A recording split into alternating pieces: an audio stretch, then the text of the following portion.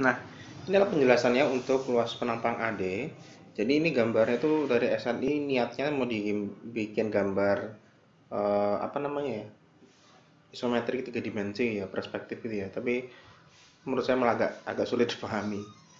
Jadi luas AD itu adalah luasan penampang tiang dari arah aliran gitu ya. Tapi yang dihitung adalah luasan bukan jarak dari sini ke sini, tapi jarak dari kedua ujung pilar antara ujung hulu dan ujung hilir gitu. Kalau dilihat dari atas itu gampang. Luas AD kan kedalaman banjir dikali B, yang jadi masalah tuh B-nya. Itu kalau dari atas kayak gini bentuknya. Nah, kan gampang. Nah, itu lebih jarak skew dari, jadi panjang skew dari pilarnya gitu. Skew itu bahasa Indonesia apa ya? Ya pokoknya itu deh. Itulah B, sehingga B dikali AD-nya itu adalah luasan di sini tegak lurus bidang gambar ini, jadi maksud dalam bidang gambar itu. Paham ya? Jadi luasan ini itu adalah luasan yang tegak lurus dari bidang gambar dikali besar adalah B dikali kedalaman banjir. Nah, tadi AD sudah jelas, sekarang CD. CD adalah koefisien drag dari airnya. Besarnya adalah ini. Jadi kalau sudutnya, kalau kita membentuk sudut dari arah aliran air, ternyata nanti nggak cuma ada drag coefficient, tapi ada juga ada lift. Jadi ada gaya angkatnya. Sebenarnya lebih tepat bukan gaya angkat sih, gaya lateralnya sini sebenarnya. Jadi dia kayak menggulingkan si pilar gitu. Nah, CD-nya adalah ini. CD ternyata tidak tergantung dari sudut, tapi tergantung dari bentuk pilar. Kalau pilarnya menurut sudut lancip, maka dragnya 0,8. Kalau tegak lurus, bukan 1,4, banyak banget dragnya. Kalau dia ujungnya lingkaran, mulus, dia 0,7 yang paling kecil. Nah, ini gaya angkat ini hanya akan muncul ketika pilar itu memang membentuk sudut terhadap aliran, jadi skew seperti ini gitu ya. Jadi kalau 0 derajat benar-benar searah sama aliran, tidak membentuk sudut, dia tidak ada gaya angkat sama sekali. Dan gaya angkat ini hanya akan muncul kalau bentuk pilarnya bentuknya wall. Kalau bentuknya itu tiang atau portal, dia tidak akan muncul karena terlalu kecil bentuknya. Jadi tidak ada pengaruhnya, bisa diabaikan. Gitu. Nah, tadi saya sudah mengenalkan ada gaya angkat. Nah, bagaimana rumusnya? Gaya angkat sebenarnya sama dengan gaya drag tadi, hanya beda koefisien aja dan beda luasan. Jadi, sebenarnya setelah saya pelajari ini rumusan ini sebenarnya inspirasinya dari setengah mv kuadrat. Jadi energi kinetik sebetulnya. Cuma kenapa kok dikalinya peluasan? Karena dianggap 1 meter. Jadi 1 meter eh, ketebalan apa ketebalan air ke arah aliran gitu. Jadi seperti itu kan, sebenarnya setengah A itu sebenarnya untuk menghitung massa, karena massa jenis air kan 1 kan. Jadi setengah mv kuadrat sebenarnya ini. Nah, ini kalau untuk gaya angkat itu gayanya setengah CL dikali kecepatan rata-rata dikali luas penampang yang arah lateral dari arah aliran. Nah, CL tadi sudah saya sampaikan dari tabel barusan. Sedangkan AL-nya adalah ini. Dari SNI menggunakan gambar yang tadi, gambar tiga dimensi proyeksi tadi memang agak sulit dipahami. Bagaimana kalau kita lihat dari arah atas? Kalau kita lihat dari atas malah gampang. Nah, ini loh AL. Nah, jadi intinya itu adalah panjang proyeksi pilar dikali kedalaman banjir gitu. Panjang proyeksinya adalah jarak dari ujung-ujung pilar, dari ujung hulu ke ujung hilir. Jadi luasannya yang ini. Nah, nggak kelihatan karena dia harusnya masuk dalam bidang gambar gitu. Lalu kemudian apa tadi VS? VS itu adalah kecepatan aliran air yang rata-rata. Karena apa? Air itu kalau mengalir di dalam sebuah sungai, maka kecepatannya itu berbentuk parabolik seperti ini. Di dasar itu sebenarnya nol, nggak bergerak, tapi makin naik dia makin besar gitu.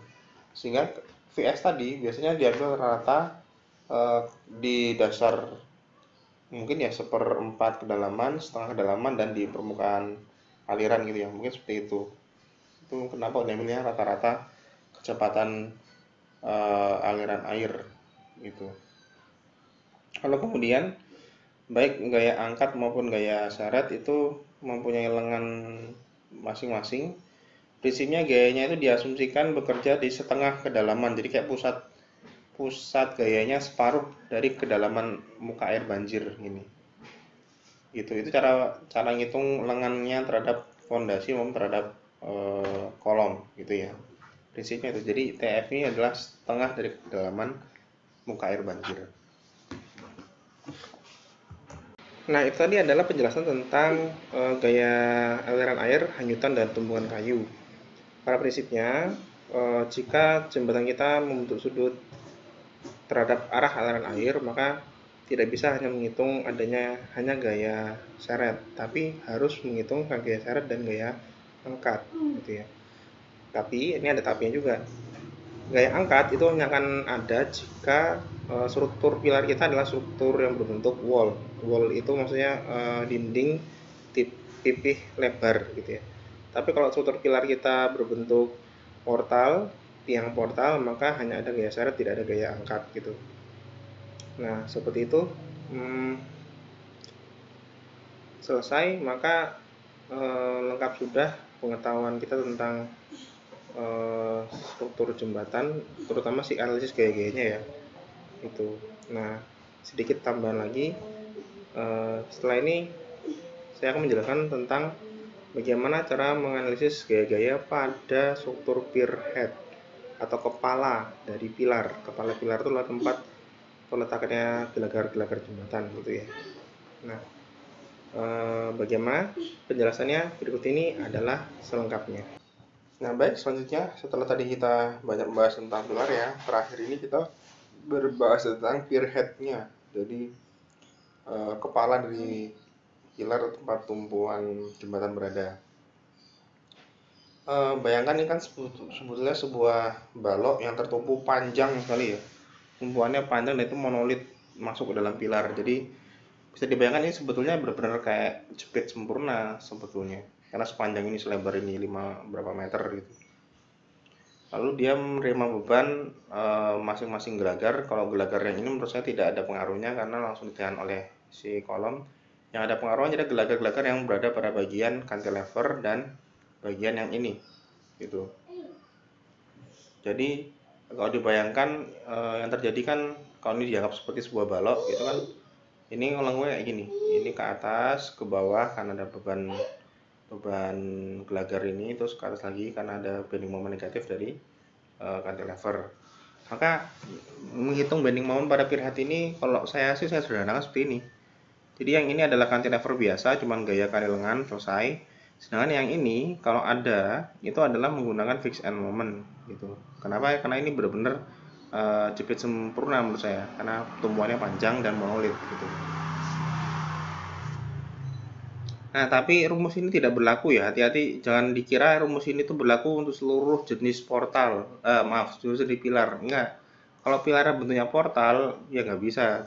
Mending pakai sub 2000 aja menurut saya. Nggak bisa sederhana kayak ini kan, karena kalau portal kan ini kecil. Kolomnya kan kecil, juga bisa ikut berdefleksi gitu ya. Nah, ini kalau kolomnya lebar seperti ini, bisa kita asumsikan ini cukup tegar, cukup kaku, sehingga dia bisa memegangi baloknya dengan sangat kaku, apalagi ini monolit gitu. Jadi hati-hati, saya kasih disclaimer dulu, ini menurut saya hanya cocok untuk bentuk kolom yang wall seperti ini gitu. Nah, nanti balok pier head-nya itu yang bisa kalian anggap yang bagian ini aja, segi 4 ini. Sehingga kan kalian bisa dari segi 4 ini nanti kan bisa kalian desain tulangannya, tulangan atas dan tulangan bawah. Ya, tulangan atas berarti untuk menahan momen negatif, tulangan bawah berarti tulangan momen positif gitu ya. Jadi kan di sini tulangan di atas, tulangan di bawah, di atas lagi. Tentu saja tetap ada tulangan bawah terus dan tulangan atas menerus untuk faktor konstruksi untuk membentuk bentuknya. Hati-hati, P ya di sini itu adalah P ultimate. Ya, ini adalah P ultimate yang itu besarnya adalah dari combo beban antara mati sendiri, mati tambahan, pejalan kaki, kendaraan, dan gempa vertikal. Oh, saya salah. Ini hanya berlaku untuk yang sebelah pinggir. Yang tengah itu ketambahan. Oh iya ya, harus saya perbaiki. Nah, ini yang benar ya. Jadi yang benar itu beban P ultimate di cantilever itu berbeda dengan yang di bagian fix and moment. Pada bagian cantilever intinya semua beban kecuali yang berhubungan dengan kendaraan gitu. Jadi yang ada cuma mati sendiri, tambahan jalan kaki, angin struktur, dan beban gempa vertikal, itu aja. Sedangkan yang di tengah ini itu kan dia kemungkinan juga bisa jadi menahan beban kendaraan sehingga lengkap. Ada gaya rem, kendaraan lalu lintas, ini ya gaya kendaraan, kok double. Ini bukan angin kendaraan ini. Yang 4 ini maksudnya beban angin pada struktur, beban gempa vertikal, dan lain sebagainya. Untungnya ya, pas analisis beban kemarin kita analisis per satu gelagar gitu, jadi bisa langsung dipakai hasilnya nanti gitu. Terakhir itu adalah kombinasi pembebanan. Kali ini lengkap sudah, kayak bilang nggak lengkap banget tapi lebih lengkap. Kita sudah membahas EU. EU itu adalah hanyutan air, aliran air, hanyutan air, dan tumbukan kayu. Kita sudah bahas TC, itu adalah tabrakan kendaraan. TV itu adalah tabrakan dari kapal. Yang sesungguhnya belum kita bahas, cuma tinggal ES ini ya, ES, kemudian sentrifugal TR, kemudian PL pelaksanaan, susut, dan prategang gitu ya. ES ini hanya digunakan ketika kita menganalisis sebuah jembatan dengan bentang menerus jadi statis tertentu. Jadi kalau ada pilar yang turun maka kan akan timbul momen gitu ya. Kalau di jembatan kita yang sederhana ini, salah satu tumpuan turun itu ya memang jembatannya miring, tapi ya efeknya ke bending moment nggak bakal begitu besar gitu ya. Menurut saya begitu. Kalau yang sentrifugal yang TR ini itu baru di aplikasikan jika jembatan kita memang belok. Jadi jembatannya memang melengkung, belok ke kanan, belok ke kiri gitu. Kalau PL pelaksanaan itu ngitungnya ketika kita membuat jembatan yang modelnya balance cantilever gitu ya. Itu beban pelaksanaannya sangat banyak dan sangat masuk gitu. Beban prategang pun ada sih pelaksanaan, itu ketika ngecor 4 lantai di atasnya ya, itu juga ada. Beban susut juga begitu, itu lebih banyak di struktur prategang. Kemudian apalagi beban prategang PR ini gitu. Seperti itu ya. Jadi tambahan dari saya adalah kalau dari tabel ini beban EU atau beban hanyutan itu faktornya satu semua, ada catatan tambahan di dalamnya. Di dalam SNI itu ternyata EU itu tidak cuma 1,0 tapi ini nih, untuk beban EU itu bisa sampai 2,0. Jadi tergantung dari jembatannya apa. Kalau jembatannya penting maka 2,0 bahkan, seperti itu ya. Nah, dengan tadi selesainya saya menjelaskan tentang kombinasi pembebanan dan beban pada pierhead, maka alhamdulillah komplit. Itu yang bisa saya sampaikan selama mata kuliah perancangan struktur jembatan ini. Maka pertemuan selanjutnya saya akan berikan contoh perhitungan, dan pertemuan ke-14 nanti coba saya berikan tentang dasar-dasar perencanaan tulangannya. Karena sebelum nanti upasnya dengan saya, kalian akan merancang tulangan dari struktur jembatan gitu ya. Kalau kembali ingat perjalanan kuliah kita, maka struktur jembatan ini adalah sebuah infrastruktur yang komplit sekali ya. Hampir semua bidang teknik sipil itu ada. Sebetulnya dari perencanaan awalnya itu ada dari transportasi, jadi dari lebar jembatan, kemudian kira-kira berapa lalu lintas yang melintasi, akibatnya jika ditambah jembatan, dan sebagainya, itu dari transportasi. Kemudian dari unsur geodesi terutama ya, untuk survei kelapangannya, bagaimana bentuk morfologinya dan sebagainya, morfologi bentang alamnya dan sebagainya. Kemudian saat perencanaan ini bisa dilihat ada unsur geotekniknya, ketika kita merencanakan abutmen kemarin ada tekanan tanah aktif, tekanan dinamis dan sebagainya. Ada unsur hidrolikanya dari pilar ini. Tentu saja ada unsur struktur, analisis struktur, kemudian ada unsur fisikanya juga, kita bermain dengan energi kinetik dan kekalahan energi dan lain sebagainya. terus hingga tentang sedikit ilmu tentang perkapalan gitu ya.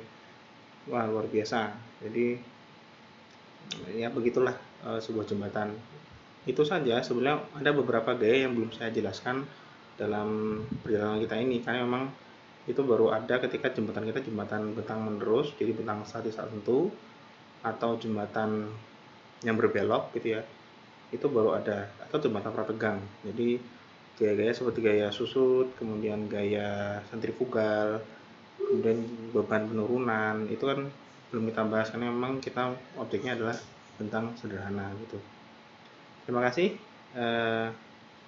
Sekian dari saya. Sampai bertemu pertemuan ke-13 tentang contoh hitungan, dan siap-siap juga dengan tugasnya gitu ya.